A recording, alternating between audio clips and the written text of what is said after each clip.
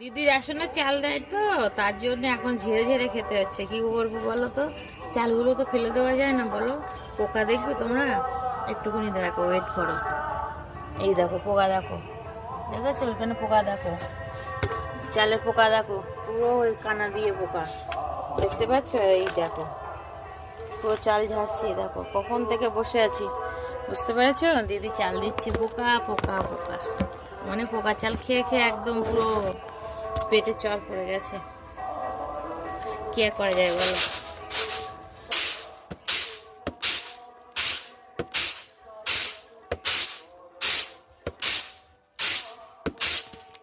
দুদিন ধরে রৌদ্র দিয়েছি পোকা চাল, তাও কিছু হয়নি।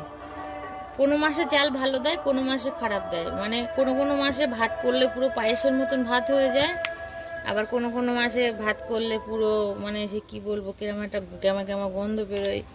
রেশনের চাল একদম মোটে ভালো দিচ্ছে না এখন, পুরোপুরি দেখতে পেয়েছো পোকা, কিন্তু এটা কিন্তু একদম অ্যাকচুয়ালি রেশনেরই চাল।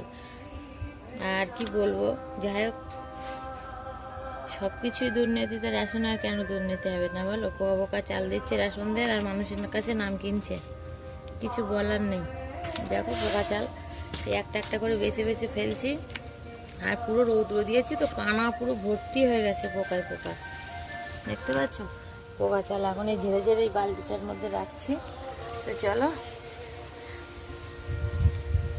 দেখো পুরো ঘেমে চান হয়ে গেছে, দেখেছো? আর পুজোর সময় চাল ঝাড়তে বসেছি, বুঝতে পেরেছো? আর এই দেখো ছেঁড়া ছেঁড়া নাইটি পরেছি, এই দেখো পুজোর সময় কেনাকাটা হয়নি, তাই ছেঁড়া নাইটি পরে একটা চাল ঝাড়ছি। না গো বন্ধুরা, আজকে সব কাচাকুচি করে দিয়েছি, তা এই ধুলো ঝালসে মাখছি বলে এই নাইটিটা পরে নিয়েছি, একটু ছেঁড়ার মধ্যে আছে।